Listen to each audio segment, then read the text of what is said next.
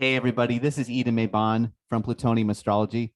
Today, I want to take a look at the astrology for the month of April, and I'm also tying in this video with some of the astrology that I've been working on for the conflict in Ukraine. So I have a part one and a part two. A part two goes over sort of what has happened from the beginning of the conflict up into basically April.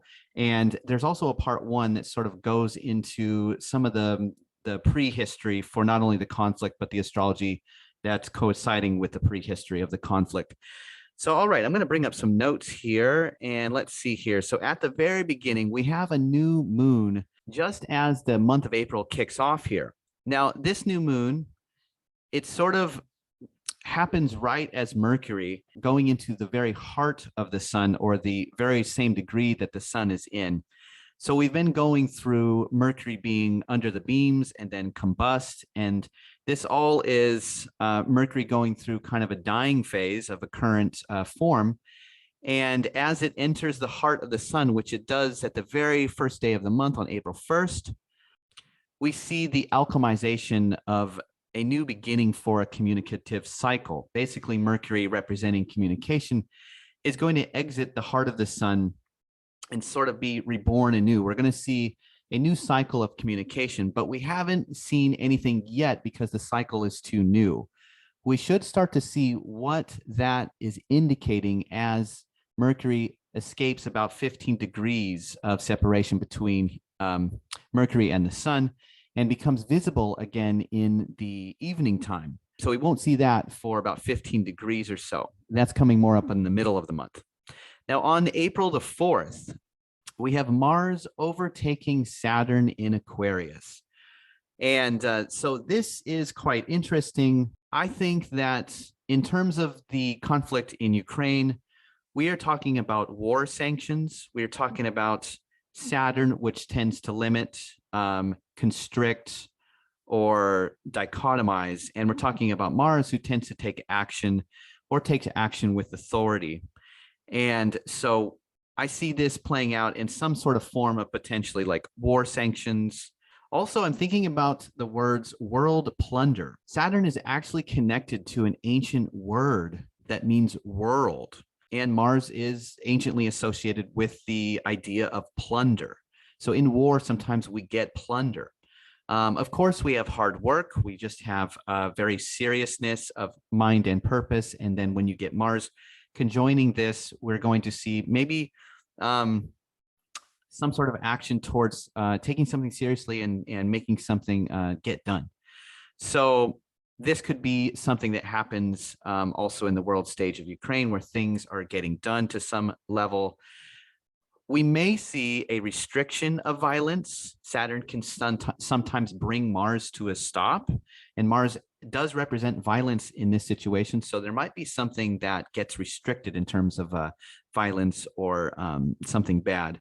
Saturn also represents accusations. So we could see accusations of violence. We may see an increase in death that leads to sort of a polarizing opposition. To get a feel for this, I actually went back in time to see when Mars conjoined Saturn the last time in Aquarius, roughly about 28, 30 years ago. And there were many articles about cases of police abuse going before the courts, Saturn and police. We were seeing people become convicted for crimes against children. But the most interesting one that I saw was actually there was a baseball player named Anthony Young, who played for the New York Mets. And he, on the very day that Mars makes the conjunction to Saturn in Aquarius, he goes on a 15-month losing streak. So you could sort of see Mars being like the athlete and Saturn saying, okay, you're going to lose. You're going to be, kind of stuck in a hard place for a while. So that was a very interesting one. Okay, now moving on. April 5th, we have Venus ingresses into exaltation. Venus moves into Pisces. Now, of course, this is a really good thing. This desire becomes a primary drive. Now, of course, during the conflicts, we all want this, and this is not new. But This may speak to something potentially becoming just heightened on some level because Venus is exalted now. So there could be a much more primary drive for this or passion for this. This could also speak to breaking free of restrictions. Venus first breaking out of the malefic enclosure that she had to go through in the recent weeks before now, and then moving out of Saturn's sign and then moving into her exaltation, co-present with Jupiter. She's in a very good place. So Venus has come a long way. Mercury making an inferior sextile to Saturn, also on the 5th. This may just be newscasters agreeing on accusations or ideological differences. It's not too big of a transit there, but you could see sort of news agencies sort of making agreements on the accusations or ideological things, perspectives. April the 8th, Mercury in the inferior position to Pluto starts entering the 3-degree range to a square with Pluto. This also happens as he's about to ingress into Taurus, and he's still under the combustion range of the sun, which means he's still not visible. He still has not emerged into visibility, which will signify something that he is about to announce. So he's working on this, but he's still not there. Now, also, I keep calling him a he, but technically Mercury in this position would almost be more feminine or more yin. And so we might refer to Mercury as a her at this time.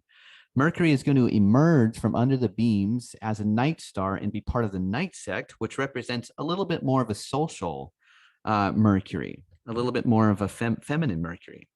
As she moves into this inferior square to Pluto, of course, we could see the uncovering of the horrors of war, power talks, death toll announcements, stuff like this, which of course would be sad. All right, now also on April the 8th, we've already made it to the first quarter moon.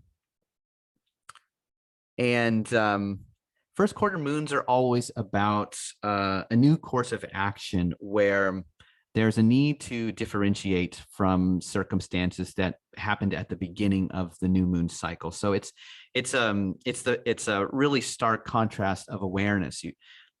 During the new moon phase, something starts and begins, but it's so young that there isn't a lot of separation between the circumstances and the spirit of the circumstances. But near this moment of the first quarter, this is where there's enough separation between the sun and the moon, where we sort of become aware of the circumstances to such an extent that we usually move to some sort of call of action that makes us stand up in contrast to those circumstances, or in liberation or in direction of those circumstances. So that is happening also on the 8th. Also on the 9th, we have an inferior sun moves into a 3-degree range sextile with Saturn. Okay, which could mean world leaders meeting, just basic world leaders having conferences. They could very well be talking about negotiations on their differences in ideological viewpoints. Obviously, they would most likely be talking about how they could stop the war. They could be adding sanctions. Now, what's interesting about this aspect is both the sun and Saturn are very powerful in their positions. So the sun is still exalted in Aries, and Saturn is in his own domicile still in Aquarius. So this might represent world leaders, but it might sort of exclude Russia to some extent, or Russia might be brought in, and both Russia and other authority or world leaders will all sort of be on about the same power level of negotiation. Because this is a sextile, this is why we're saying negotiation, though. So sextiles are of the nature of Venus, and Venus tends to have to do with diplomacy, negotiating agreements, kind of working things out. April the 10th, Mercury ingresses into Taurus. Okay, we could possibly see exchange markets, technology, and information move into stabilization.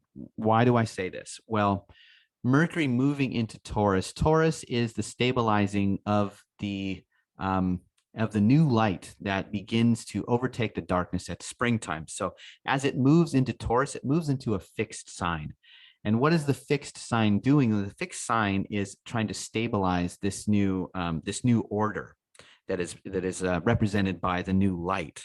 Some kind of new order is being represented, and material things are moving in here, and they are becoming stabilized. So Mercury has to do with exchange markets, stock markets, technology, invention, information, communication, things like this. So these things are becoming a little more stable now. So this sounds like a good thing. April the 11th, the moon begins sweeping by in opposition to Saturn and Mars. Okay, so we're talking about the moon going through Leo, and there's a day where it sort of does this sweep by in opposition to Saturn and Mars. I feel like this represents things just basically feeling tense. Of course, in relation to the difficulty and the conflict that is represented by Saturn and Mars. So this is a pretty basic one right there. April the 12th, Jupiter overtakes Neptune. Okay, first of all, this one is obviously really cool. A lot of people are looking forward to this. This is big news, but we have already been feeling this Jupiter move closer and closer to Neptune day by day. So this is not like a quick and fast energy. This is a slow background energy that is now rising to more of a foreground energy at just during this moment. But this is interesting. So Jupiter overtaking Neptune in Pisces. I tend to think that this might have something to do with a new treaty, the creation of a new alliance. Perhaps Russia will secure the Donbass region, bring redemption to the Russian people, and the West will bring Ukraine into some kind of successful security treaty or alliance. This is really interesting. So when we're looking at world astrology, we have to be careful not to only see the transits through the perspective of our own viewpoint looking out. We have to see it from how multiple people see it in order to sort of judge the aspect correctly. So imagine yourself as a Russian citizen. How does Jupiter and Neptune come together for you, right? If you were a Russian citizen, or even if you were in the shoes of Putin at this point, how would this energy sort of be grabbing you? So not just looking at the way the energy grabs us in the West, you could say, well, Jupiter is about growth, abundance, prosperity, unity, things becoming expanding, support, law, order, sovereignty, freedom, justice. And Neptune sort of is this big vastness that unites, tends to bring something into a big ocean. It just makes it just turns into something vast, really. I see this as potentially people going and doing two things. If they can secure this region and make an agreement to pull out of Western Ukraine, and if the Western powers can agree to not make Ukraine a member of the alliance itself, but rather almost maybe there is some new alliance that is created just for the security of Ukraine. So everybody kind of wins, right? The Russian people could feel like they have some victory in the Donbass region. They could feel more secure, and we could maybe establish some peace agreements that says, hey, we need something that protects Ukraine because of the aggression that was perpetrated on them. So this is really the best case scenario. I don't know if it'll happen, but it could be something that is negotiated. What's interesting, this is what I found very, very interesting. I wanted to go back and see when the last time these two planets made a conjunction in the sign of Pisces, and it happened back in February 7th, 1855. Okay, a long time ago, but this is spectacular what this example is. On that date, the Treaty of Shimoda between the Empire of Russia and the Empire of Japan was signed, whereby for the first time in 220 years, the Japanese ports were open to Russian vessels. Russian diplomats were also allowed in to reside in the country. And this is very fascinating. The article talked about this treaty accurately defining the borders between Russia and Japan. So we often say that Neptune dissolves borders, but in this case, we have to be very careful. Neptune did not dissolve borders. Neptune dissolved what was already ambiguous. So I thought that was a really interesting example, of course, because Russia is involved with this. But anyway, that is what happened the last time. So I'm basically looking at this big transit. I'm spending a few more minutes on it because it's a big one. And I'm looking at it as let's keep our eye out for potentially a new treaty bringing Ukraine in for its security, and also Russia having something they can bring back to their people as some kind of redemptive victory. We'll see what happens on that. But all right. April 13, inferior Mercury moves into a 3-degree range sextile with Venus. Okay, this is really good. Diplomacy begins flowing again. Peace talks resume. All right. Mercury, Venus, pretty basic there. April 14th, Mars ingresses into Pisces. Wow, this one is interesting. Mars leaves the temple of Saturn, moves into the temple of Jupiter. Big change for Mars. Now, Mars can be the warrior that sacrifices himself for his country.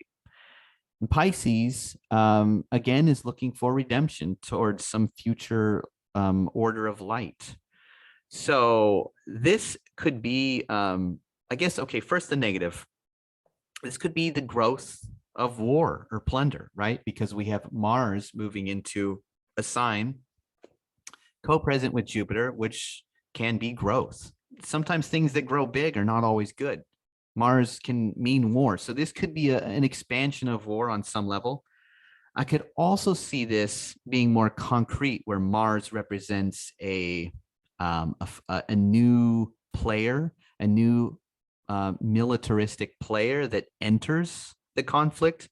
For instance, UN peacekeepers enter.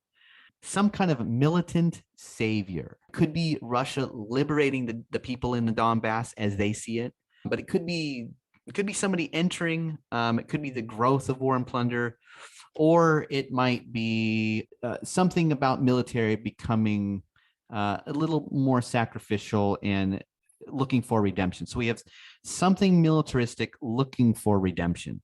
How that could show up possibly in the world. April 15th, we have a superior Venus moves into a 3-degree range sextile with Uranus. Okay, well, Uranus is agreements of sudden freedom, a discovery towards something beautiful, diplomacy that brings disruption, an unusual or excited event on social media platforms. These are all sort of Venus, Uranus things. We also have that day, inferior Sun moves into a 3-degree range square to Pluto. Okay, seems like at this point we're talking about more power struggles between leaders. There is also, with Pluto, at the time of Pluto's discovery, Pluto was discovered in an era where scientists were looking how to split the atoms, and so the nuclear age began. Pluto was discovered between two big wars, two world wars. So there could potentially be some signification for something nuclear, not necessarily a nuclear attack, or, the news keeps talking about there's going to be, strategic nuclear, weapons that could potentially be used against the Ukrainians. I'm not sure if it's going to be something like that. It doesn't necessarily have to be something big, but it could potentially be something about just world leaders being in power struggle, or potentially something nuclear, something a little bit powerful like that. But don't worry, it doesn't always have to be, annihilation on some big level. April 16th, Mercury moves into a 3-degree range adherence with Uranus, just about as she is about to exit under the beam status. What do I mean by this? Well, this could be the announcement of a discovery. It could be the announcement of a freedom, It could be the announcement of an invention. Both of these planets have to do with invention, discovery, technology. So it's something quite interesting there. Also, the moon moves into a 3-degree range opposition to the sun and perfects a trine to Saturn. Now, this is all happening in the background of the other things, but essentially this is the time of the full moon. The idea of peace, of victory, stands in a stark contrast, and tensions begin to culminate. Well, full moons are always about tensions beginning to culminate. Whatever the last 2 weeks, whatever's been happening in the last 2 weeks, there is a tension in those things, and we're going to see what the fruits of the last previous weeks have borne. There could be some clarity of the state of circumstances becoming obvious, and support for restrictions, opposing views amidst ongoing power struggles, sacrifice in war, and the need to secure or redeem victory, and a strong uptick in social media activity. So this is basically just all of the transits sort of coalescing that I've been talking about over the last few minutes, just sort of coalescing, bubbling to the height of sort of activity or tension at this moment. But the full moon is happening as the moon itself is making a superior trine back to Saturn, which is interesting. So there could be something that supports restrictions or something slowing down, sort of like circumstances, kind of pulling back on the reins a little bit, some sort of restriction. And it's in the relationship of a trine, which means it's of the nature of Jupiter. And so it could be something beneficial. It could be circumstances that slow down or become restricted, but in a way that sort of supports something good. So I sort of think that that will be the saving grace of some of the mounting tensions of all of these transits that are happening at the full moon time. Mercury exits under the beam status, emerges as the evening star. A new news cycle emerges, new buzz on social media, peace talks, etc. So now is the time where we see this new feminine, more social Mercury emerging from under the beams of the sun. She is now visible as the evening star, and Mercury as the evening star is more yin, more feminine, more having to do with social types of things. So I really see this as Mercury, when Mercury leaves the beams of the sun, she tends to announce whatever's happening. There tends to be some kind of announcement because of this, because now all of a sudden you can see the communication at that moment, is what the symbolism says. So but she is announcing things that have to do with more potentially social or feminine things, a new news cycle, and something that is kind of social. So we're talking about social media, potentially peace talks, again, Venusian things. And Mercury overcomes Uranus just as the moon spends the day sweeping by in opposition to Mercury and Uranus in her fall in Scorpio. Okay, this is kind of interesting. A tension between the tragic circumstances and war-torn environments and death brings shocking news. Could be some kind of breakthrough, though. So we've got Mercury and Uranus forming a conjunction in Taurus, and we have the moon sweeping by in opposition. So essentially, there could be some environments or circumstances that are just having to contend with some of these depressing things, because the moon is depressed in Scorpio. And so it's circumstances are depressed. I think the circumstances represent something that is difficult or hard in Scorpio. And as it sees in opposition Mercury forming a conjunction to Uranus, there could be something that breaks through. Sometimes the hardest moments actually do bring about some innovation. Superior Venus perfects her sextile with Uranus. Okay, this is all happening. So we could see something like excitement in love, excitement in freedom or breakthrough, peace. But Uranian things can sometimes just be purely disruptive, like revolutionary. So we really could see a revolution in peace. Or we could see maybe there was a peace starting to form, but then there was some popular sort of social movement that sort of disrupts it.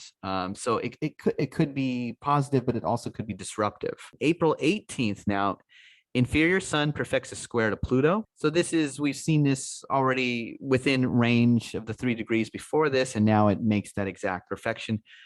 Power brings conflict to authorities. Because Pluto is now in the dominant position over the sun, we're seeing Pluto represent power, and the power is dominating over the sun, representing the authorities. So power brings conflict to authorities. This could, again, be some sort of nuclear threat or something dangerous about nuclear stuff.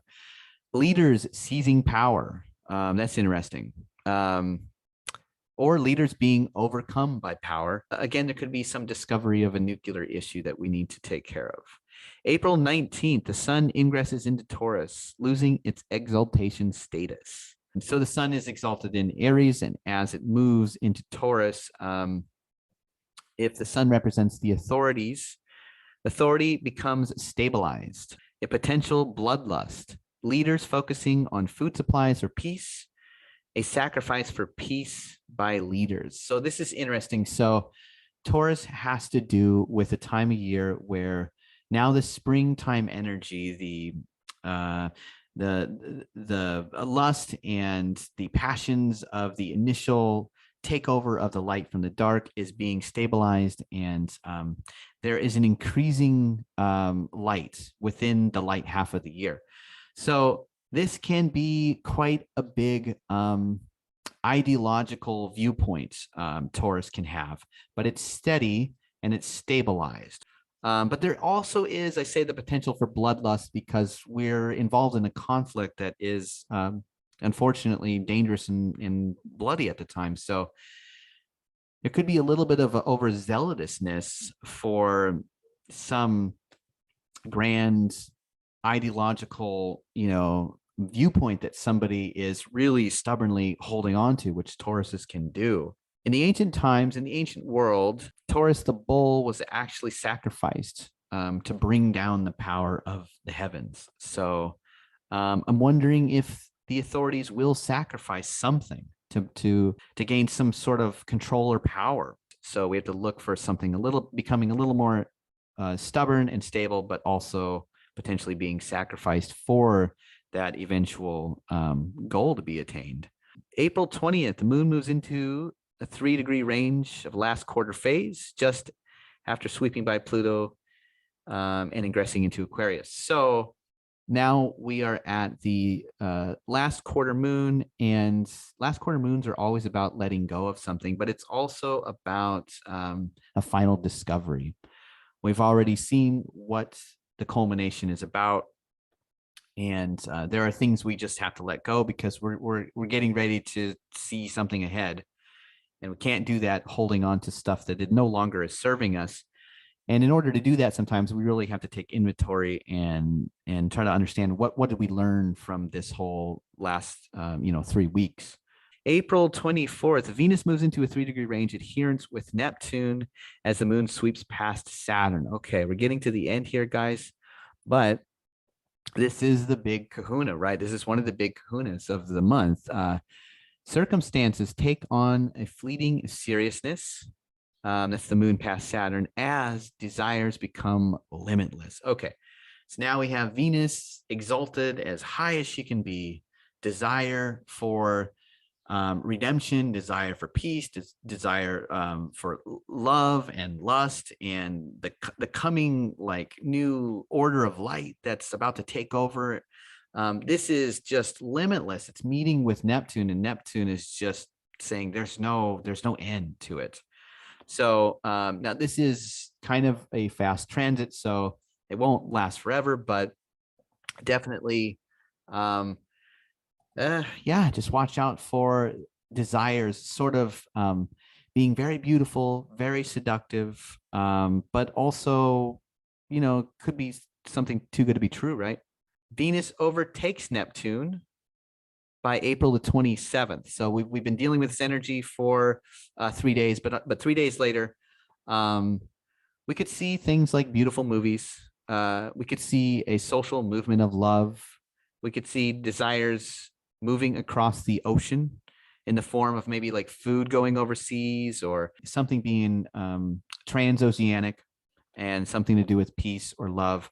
So this is obviously a very seductive transit. The 29th, Mercury ingresses into Gemini. Okay, well, this is talks becoming primary. We got Mercury moving into Gemini. Mercury's been really active all month long, and now right here at the end, now this Venusian nighttime Mercury enters Gemini, and we're just talking about talking, right? We're talking about Mercury at home becoming very discerning, able to pick things apart, able to be extremely rational. Also on April 29th, there is a partial solar eclipse.